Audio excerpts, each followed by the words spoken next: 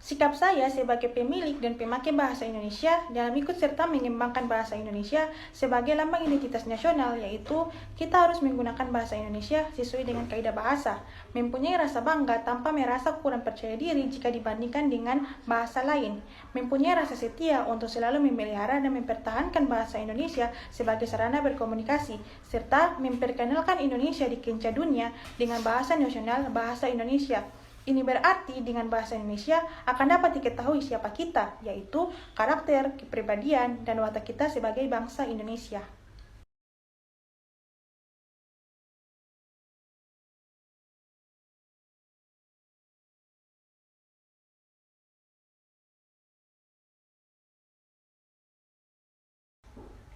Yang saya dapatkan dari pertemuan 1 sampai dengan pertemuan 7, yaitu pertama, saya dapat mengetahui pengertian dan sejarah bahasa Indonesia. Kedua, saya dapat mengetahui fungsi bahasa secara umum, khusus, dan dalam konteks ilmiah. Ketiga, saya dapat mengetahui kedudukan bahasa Indonesia sesuai dengan Undang-Undang 1945. Keempat, saya dapat mengetahui cara penulisan gelar sarjana muda di luar negeri. Kelima, saya dapat mengetahui ragam bahasa Indonesia berdasarkan pandangan penutur. Yang keenam, saya dapat mengetahui ragam bahasa Indonesia berdasarkan jenis pemakaian. Yang ketujuh, saya dapat mengetahui apa itu literasi digital dan literasi digital melawan hoax. Kedelapan, saya dapat mengetahui cara penulisan surat lamaran dan CV yang baik dan benar. Yang kesembilan, saya dapat mengetahui apa itu pedoman umum ejaan bahasa Indonesia. Dan yang kesepuluh, saya dapat mengetahui apa itu kalimat efektif, mulai dari ciri-cirinya dan strukturnya.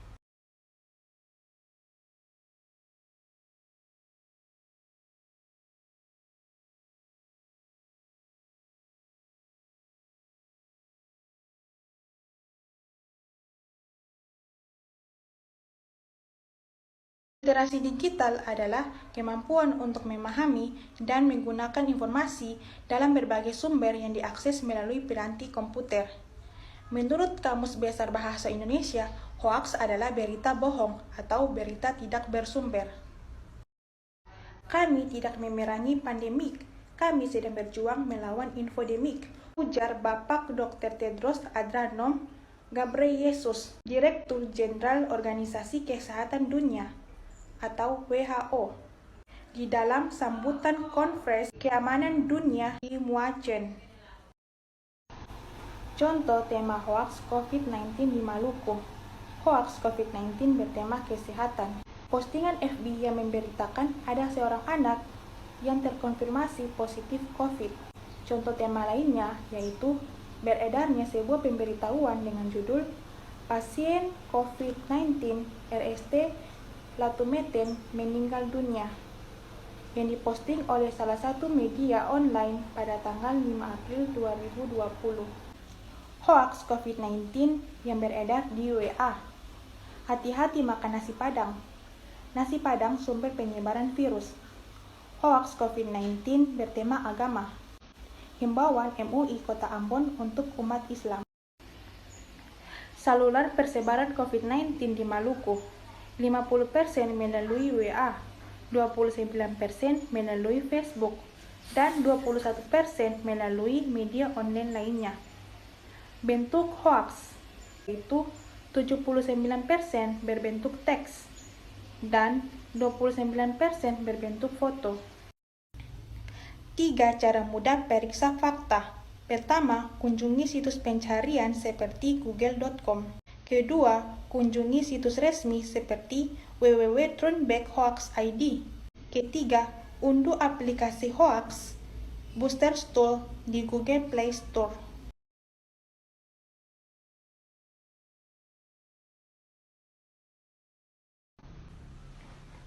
Bapak, Akuran sayang. kenapa pala Anda terkenal kah? Iya karena dia kualitas itu.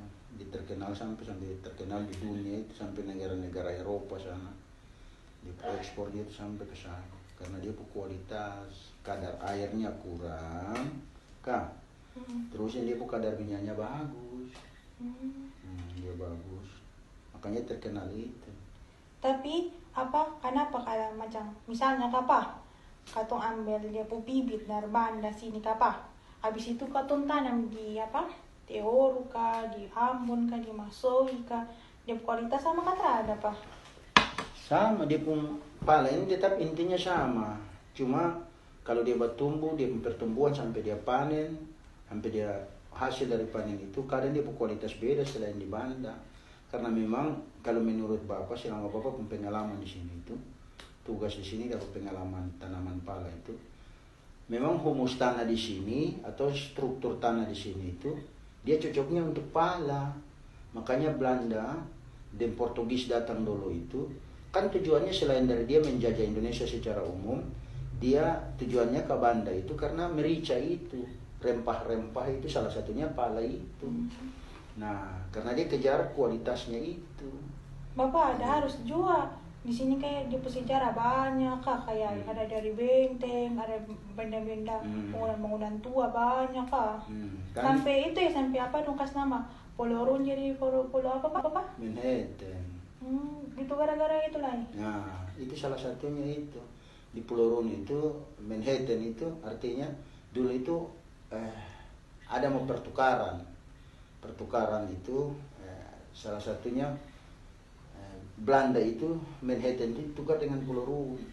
Pulau Rune milik Belanda ditukar dengan Manhattan. Manhattan itu milik Indonesia yang dinyatakan dalam perjanjian Breda itu.